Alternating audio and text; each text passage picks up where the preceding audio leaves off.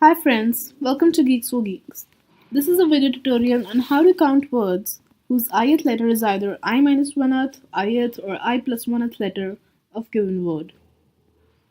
Given a string str, the task is to count the words having the same length as str and each letter at the ith position is either the i-1th, ith or the I plus 1th position letter of the string. Note: for the first letter, consider the ith and the I plus 1th position letter of W, and for the last letter, consider the I minus 1th and ith letter of the string. For input string equal to AB, output is 4, as words that can be formed are AA, AB, BA, BB. For input string X, output is 1, as we can only form X out of it.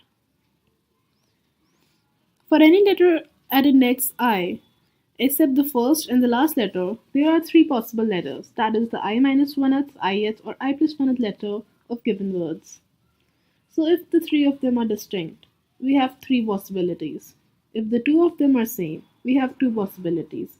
And if all are same, we have only one possibility. So traverse the given words and find the possibility of each letter and multiply them. Similarly, for the first letter, check the distinct letter at the first and the second position, and for last position, check the distinct letter at the last and the second last position. Now let's have a look at the implementation. Initialize count as 1. If word contains a single letter, that is len is 1, return 1. Then check for the first letter.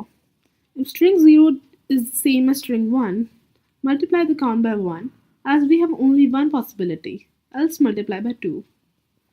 Then traverse till the second last character. If all the three letters are same, that is, if string j is the same as string j minus 1 and string j plus 1, then multiply count by 1. Else if two letters are same, that is, if string j is same as string j minus 1, or if string j is same as string j plus 1, or if string j minus 1 is same as string j plus 1, then multiply by 2. Else, all the three characters are distinct, so multiply by 3. Then for the last character, if it is same as the second last character, that is, if string len minus 1 is same as string len minus 2, then multiply the count by 1, else multiply by 2. Finally, return the value of count. The time complexity of this solution is order n, where n is the length of the string. Thank you for watching. Please leave us your likes and comments.